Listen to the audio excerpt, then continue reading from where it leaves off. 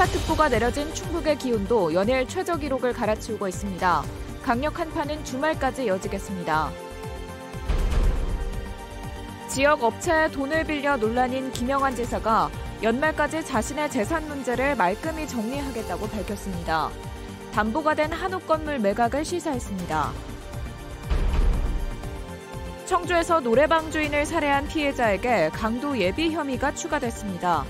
피해자가 범행 직후 또 다른 동네를 배회한 사실이 경찰의 동선 추적 과정에서 확인됐습니다.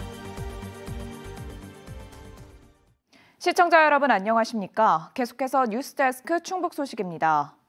충북도 연일 이번 겨울 최저 기온을 갈아치우며 저녁이 꽁꽁 얼어붙었습니다. 평년보다 10도 정도 낮은 이번 한파는 주말까지 이어지겠습니다. 이초원 기자입니다. 흐르던 하천이 그대로 얼어붙었습니다. 물길 바깥쪽에서 시작된 빙판이 빠르게 하천을 덮어갑니다. 영하 10도를 맴도는 강추위가 계속되면서 눈과 함께 하천이 얼어붙었습니다. 차디찬 대청호는 물 한 개를 피워내며 장관을 연출합니다. 출근길 시민들은 머리부터 발끝까지 모자와 목도리, 외투로 중무장했습니다. 마스크 위로 새어나온 입김은 눈썹에 하얗게 얼어붙었고 지금 이마가 얼얼해요 지금. 그 정도로 추워요 지금. 추위에 배어나온 눈물은 속눈썹 끝에부터 하얗게 얼었습니다.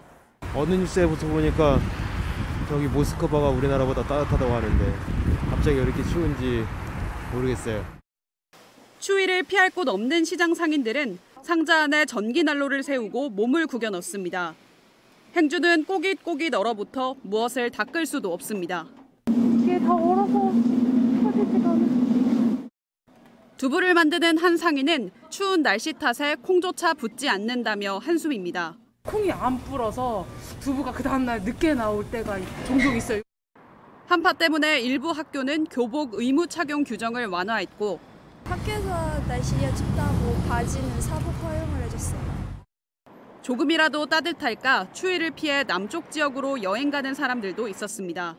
날씨가 그나마 영상이기도 하고 그래가지고 가기로 했어요. 충북 전역에 한파특보가 발효된 가운데 충북 일부 지역은 영하 15도 아래로 떨어지면서 이번 겨울 최저 기록을 갈아치웠습니다. 이번 강추위로 일주일간 충북 지역에 들어온 수도 동파 신고는 모두 29건, 고드름 제거 신고는 40건 있었습니다. 기상청은 평년보다 10도 정도 낮은 이번 한파가 토요일까지 이어지다 일요일 낮부터 평년 기온을 회복할 것으로 내다봤습니다. MBC 뉴스 이초원입니다. 김영환 지사가 최근 지역의 한 폐기물 업체에서 자신의 한옥을 담보로 30억 원을 빌려 논란인데요. 이와 관련해 김 지사는 가능하면 올해 안에 자신의 한옥을 매각하겠다고 밝혔습니다. 김대웅 기자입니다. 김영환 지사는 지난 2005년부터 2019년까지 서울 북촌 한옥마을에 한옥 건물 3채를 샀습니다. 지난해 12월 직거래로 한 사람에게 75억 원에 팔기로 하고 중도금 65억 원을 받았는데 지난 10월 계약이 무산됐습니다. 김 지사는 중도금을 다시 돌려주기 위해 이 한옥 건물들을 담보로 지역의 한 폐기물 업체에서 30억 원을 빌렸습니다. 직무 관련성과 대가성 의혹이 논란인 가운데 김 지사의 측근은 김 지사가 조만간 한옥을 매각할 것이라고 밝혔습니다. 김 지사가 30억 원을 빌릴 때 이 업체에 한옥 매수 우선권을 준 상황. 이 관계자는 해당 업체 이외에도 여러 팀이 관심을 보이고 있어 조만간 한옥을 매각할 것이라면서 아직 계약이 확정된 것은 아니라고 밝혔습니다. 김 지사 역시 기자들과 만난 자리에서 공직자 재산 신고를 마감하는 연말까지 자신의 재산 문제를 말끔히 정리한 뒤 연초에 도민들에게 먼저 말씀드리겠다고 밝혔습니다. 소위 오이밭의 갓근 같은 일이기 때문에 정리되는 대로 도민들께 먼저 말씀을 드려서 이런 오해 내지는 불씨가 없어질 수 있도록 제가 노력하겠습니다. 이와 관련해 시민단체에서는 해당 폐기물 업체의 실제 소유주가 소각장을 운영했던 모 회장으로 추정되고 관련 업체가 지역의 매립장 부지를 사서 용도 변경을 추진하는 등 이해관계도 있다고 주장하고 있습니다. 이에 따라 폐기물 업체에서 돈을 빌린 것도 대가성이 의심된다며 김 지사를 검찰에 고발한 상태입니다. 굳이 일면식도 없고 잘 모르는 분에게 그 금전거래가 오고 가고 부동산을 담보로 해서 저당권을 설정하고 그건 좀 일반적이지 않고. 김 지사의 한옥과 관련한 의혹들이 검찰 수사를 통해 밝혀질 수 있을지 주목됩니다. MBC 뉴스 김대우입니다. 법정 시한을 19일 넘긴 국회가 오늘 내년도 정부 예산안을 처리하면서 충북에 추가 배정될 국비 규모가 관심입니다. 충청북도는 확정된 내년도 정부 예산서를 분석해 충북 관련 사업들의 증감 여부와 규모를 파악한 뒤 내일 발표할 예정입니다. 충북은 정부안 기준 8조 3천여억 원의 국비를 확보했으며 국회 심사를 통해 AI 바이오 영재고와 방사광 가속기 등 적어도 1,500억 원 이상 증액을 기대하고 있습니다.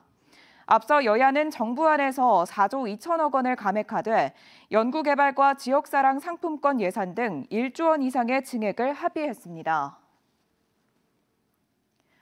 내년 총선을 앞두고 5선 변재일 의원의 지역구인 청주 청원구 출마 예정자가 6명으로 늘었습니다. 국민의힘 서승우 예비후보는 오늘 청원구민의 희망을 담는 그릇이 되겠다며 공식 출마를 선언했습니다. 윤석열 정부 대통령실 자치행정비서관으로 지낸 서 후보는 국가로부터 인정받은 능력을 고향 발전을 위해 바치겠다는 각오를 밝혔습니다. 민주당 유행열 예비후보도 청원의 정치판을 바꿀 사람으로 교체해야 한다며 출마를 선언했습니다. 문재인 정부 청와대 선임 행정관을 지낸 유 후보는 윤석열 정권에 맞서 싸우고 새로운 청원을 위해 거침없이 나가겠다며 지지를 호소했습니다. 청주에서 노래방 주인을 살해한 50대에게 강도 예비 혐의가 추가로 적용됐습니다. 여기저기 상가를 돌다 범행을 한 피해자는 범행 직후 또 다른 동네의 상가 건물에서도 포착됐습니다. 김은초 기자가 보도합니다. 지난 14일 밤 검은 옷에 모자와 마스크로 얼굴을 가린 남성이 상가 건물로 들어갑니다. 내부를 살핀 남성은 6분 만에 건물 밖으로 다시 나옵니다. 10여 분 뒤에는 또 다른 상가 건물로 들어가 엘리베이터에 올라탑니다. 3층에 도착해 문이 열렸는데 잠시 멈칫하더니 그대로 다시 내려갑니다. 상가 밀집 지역을 이곳저곳 돌아다니던 피의자는 결국 한 노래방을 선택해 혼자 있던 주인을 살해했습니다. 하지만 범행을 계획한 건지 묻는 취재진 질문에는 고개를 가로저었습니다. 범행 전부터 계획을 했던 건가요? 하실 말씀 없으신가요? 강도살인 등의 혐의로 구속된 이 피의자에게 강도 예비 혐의가 추가됐습니다. 경찰은 피의자가 범행 직후 청주의 또 다른 동네로 가서 노래방이 있는 상가 건물에 들어간 사실을 확인했고 이를 통해 2차 범행도 계획했던 걸로 본 겁니다. 경찰이 신고 33시간 만에 피의자를 검거해 추가 범행은 없었습니다. 하지만 피의자는 피해자를 범행 대상으로 삼은 이유는 물론 2차 범행 계획 여부에 대해 입을 열지 않고 있습니다. 경찰은 앞선 범행 당시 빼앗은 현금 50만 원으로는 부족해 추가 범행을 계획했던 걸로 의심하고 있습니다. 범행 후에 들어간 게 나왔어요. 그 CCTV 보니까 노래방 쪽 건물로 들어간 게 나왔는데 노래방 주변을 걸어다니는 걸 봤을 때 2차 범행을 했을 수 있는 소지되었습니다. 경찰은 피의자에게 추가 혐의를 적용해 사이코패스 진단검사 등 구속수사를 진행하고 다음 주 검찰에 송치할 계획입니다. 한편 강력범죄 피의자를 대상으로 하는 신상 공개는 안 하기로 결정됐습니다. MBC 뉴스 김우초입니다. 제천 스포츠센터 화재 참사 6주기 추모식이 거행됐습니다. 제천 하소생활체육공원 추모비 앞에 치러진 6주기 추모식에는 유가족을 비롯해 김창규 제천시장과 충청북도 정무특보 등 각계 인사가 참석해 유명을 달리한 희생자 29명의 명복을 빌었습니다. 유가족은 추모식에서 재발 방지 대책을 수립하고 피해를 규제하기 위한 대화 창구를 마련하라고 요구했습니다. 진천군이 충청권에서 처음으로 군민을 대상으로 농어촌 버스를 무료로 운행합니다. 진천군은 군의회 진천여객과 업무 협약을 맺고 진천여객이 내년 7월부터 버스를 무료로 운영하면 진천군은 소정의 한도 내에서 손실을 지원해 주기로 했습니다. 진천군은 관내 버스 27대, 62개 노선을 무료로 전환하면 연간 약 10억 원 예산이 들 것으로 추산했습니다.